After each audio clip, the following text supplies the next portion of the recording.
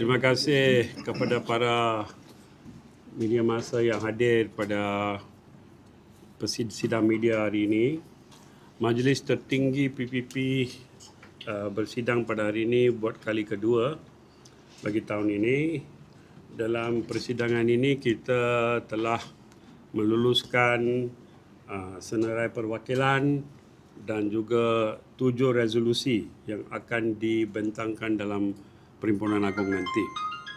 Pada masa yang sama, kita juga telah membuat beberapa persiapan untuk perwakilan dan pemerhati yang akan hadir di Perhimpunan Agong yang akan diadakan pada 18 hari bulan Januari 2026 di Dewan Merdeka, WTC Kuala Lumpur. Seramai 3,000 perwakilan dan pemerhati dijangka hadir dalam Perhimpunan Agong tahun ini. Dan ini adalah Perhimpunan Agong ke-72. Dan yang amat berhormat Datuk Seri Ahmad Zahid Hamidi, Presiden UMNO dan juga Pengurusi Barisan Nasional telah sudi menerima jemputan dan meresmikan Perhimpunan Agong tahun ini. Ada 7 usul yang akan dibawa untuk dibentangkan. Usul-usul tersebut adalah berkaitan dengan kos sara hidup, berkenaan dengan scamming, berkenaan dengan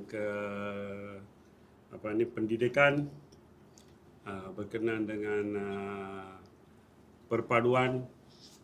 Ini kebankrapan pemuda yang mereka pergi mengambil membeli barang dengan bayaran ini skim beli sekarang bayar kemudian. Dia akan jadi bankrupt lah ni semua kan. Ini kes ini. Satu. Nombor 2, transformasi pendidikan dan sistem pendidikan yang akan diterajui oleh PPP. Dan tindakan kerajaan tentang kos sara hidup dan kenaikan barang-barang, membendung jenayah, gangsterism, scammer dan sebagainya, perpaduan nasional dan politik, mempolitikkan semua isu lah antara kaum ni, dan pengurusan tenaga kerja untuk sektor-sektor yang memerlukan, di mana kerajaan ada pendirian dia, tapi saya rasa kemungkinan pendirian ini mungkin tidak boleh digunakan pakai masa sekarang lah. Kerana kita perlukan, dan banyak SME dan juga satu sektor yang saya tahu SME perlukan pekerja. Yang lagi satu sektor adalah sektor restoran, F&B juga perlukan pekerja. Sektor-sektor ini tidak dibuka untuk mendapat pekerja asing. So ini mengganggu operasi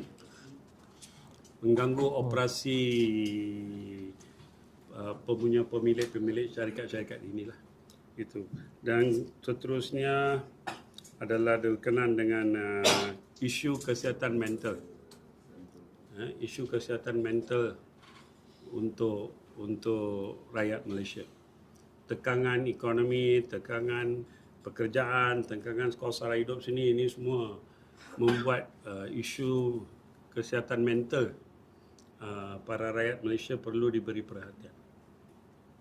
So ini adalah 7 usul yang akan dibentang dan dibincang dalam Perhimpunan Agong nanti. Apakah kedudukan kita dengan Barisan Nasional? Saya kata kehadiran Datuk Seri Ahmad Zahid Hamidi dalam peresmian ini akan memberi satu berita baiklah. Kita percaya dia hadir sendiri, dah tentu mesti ada berita baik untuk kita. Saya kena tunggu pengumuman dia lah.